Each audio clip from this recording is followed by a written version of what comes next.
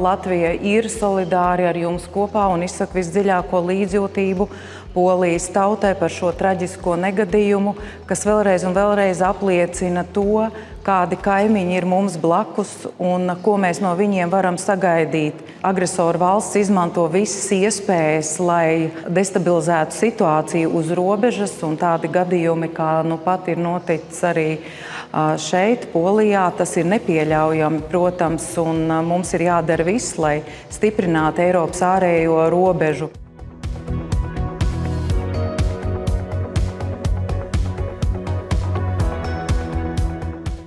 Laiks, kurā mēs dzīvojam, ir ļoti smags laiks, bet tāpat laikā viņš ir arī iespēja laiks, jo mēs varam pārkārtot savas vērtības, savas domas un salikt pa plauktiņiem, kas ir mūsu draugi, kas ir tie, kas mums palīdzēs visgrūtākajā brīdī.